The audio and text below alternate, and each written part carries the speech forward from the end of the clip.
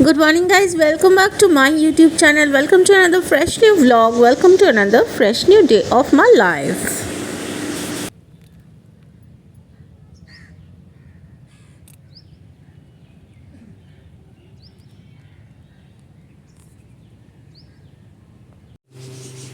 Guys आज हमारे kitchen में फ़िश रखा हुआ है काफ़ी सारा, तो देखकर ही पता चलेगा आपको कि फ़िश की ही आइटम बनने वाली है। सुबह सुबह मिस्टर पॉल लाए हैं काफ़ी सारे फिशेस। इसमें से सबसे पहला है प्रॉन, बंगाल की चिंगड़ी माछ, आप लोग की झींगे,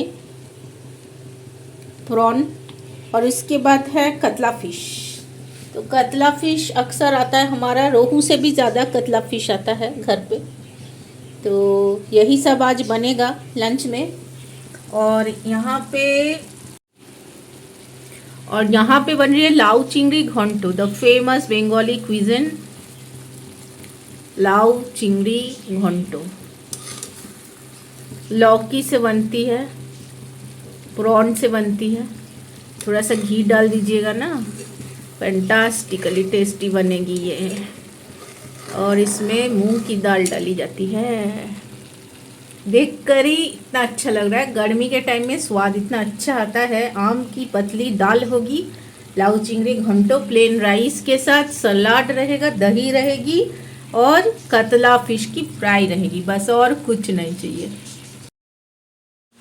और पूरे दिन के एक बिज़ी वर्किंग स्केड्यूल के बाद आज मैं शाम का रूटीन शेयर करूंगी। तो शाम हो गया देखते देखते, और मैंने खीरा दिया है लव बर्ड्स को, नैन्सी और फैंसी को।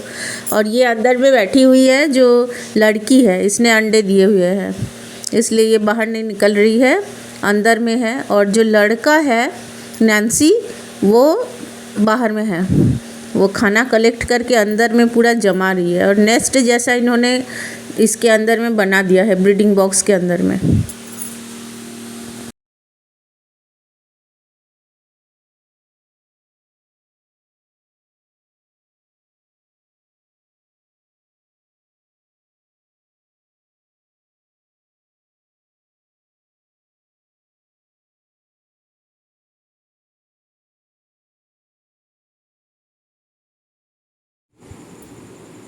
और गाइस देखिए हमारे घर में शाम को कौन आया है। मेरे पापा मम्मी आए हुए हैं शाम के वक्त। और यहाँ पे कुछ चिंता का विषय है, कुछ सोचने वाली बात है। एक्चुअली मेरे पापा को लास्ट ईयर 3 बार बाइक से एक्सीडेंट हुआ था। और लास्ट टाइम जब एक्सीडेंट हुआ तो उनके एल्बो में बहुत ज़्यादा चोट लगी थी। और एल्बो में चोट लगने की वजह से ना उनके यहाँ पर जहाँ हम लोग हाथ को फोल्ड करते हैं, बिल्कुल एल्बो में एक बहुत बड़ा सा सोलन, कुछ बम्प की तरह फूला हुआ है। देखने से आपको लगेगा कि बहुत ज़्यादा फूला हुआ आलू की तरह एक कुछ हार्ड मटेरियल है। क्या है ये? तो इसी के बारे में बातचीत हो रही थी। और देखते ही देखते समय बीत चुका है, कई घंटे हो गए, और रात के टाइम में ये जा रहे हैं अपने घर।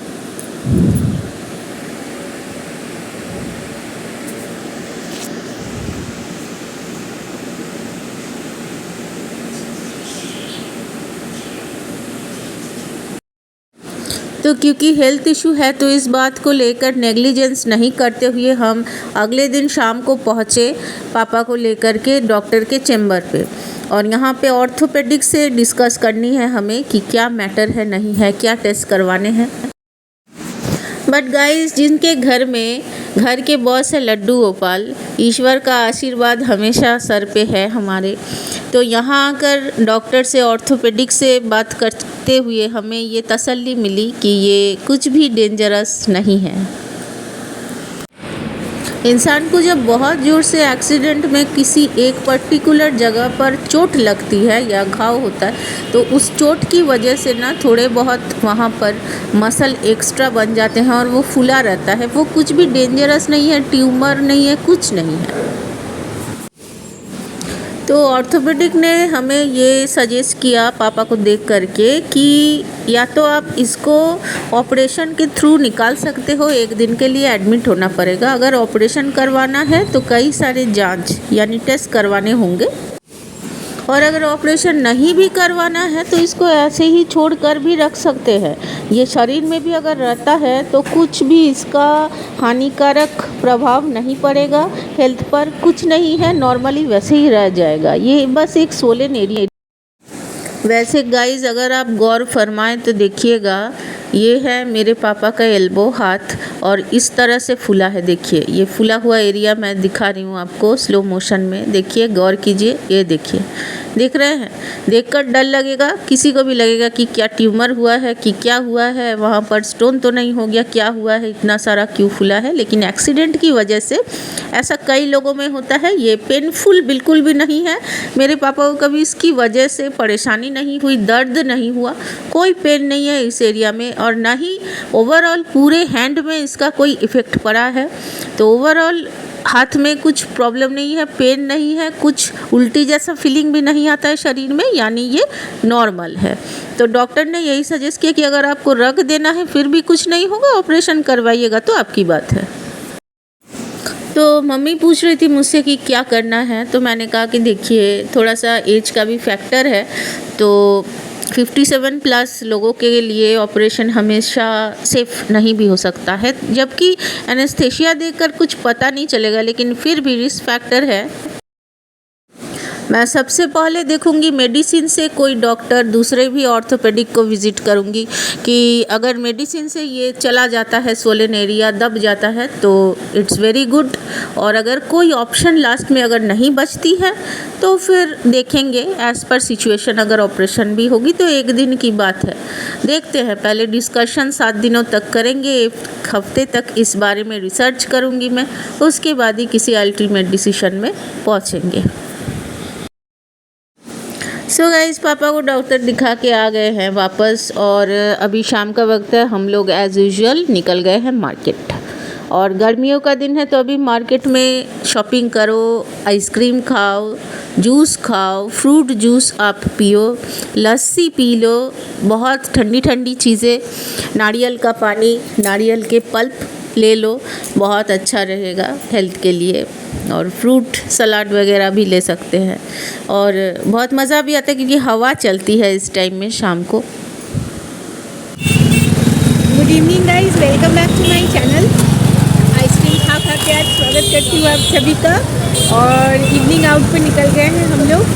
आज थोड़ी सी शॉपिंग हुई, कॉटन के कपड़ों की शॉपिंग, क्योंकि अभी समर है, बहुत ज़्यादा गर्मी है यहाँ पे। ये जो मैंने पहन रखा है ये भी कॉटन है। कॉटन के कुछ फैब्रिक्स वगैरह मैंने लिए, कुछ कपड़े लिए हैं जो कि घर में जाके आपके साथ शेयर करूँगी। और कॉटन ही अभी पहनना है बेसिकली, क्योंकि 40 डिग्री से ऊपर जा रहा है टेम्परेचर का पारा, तो अभी कॉटन ही पहनना है। और देखिए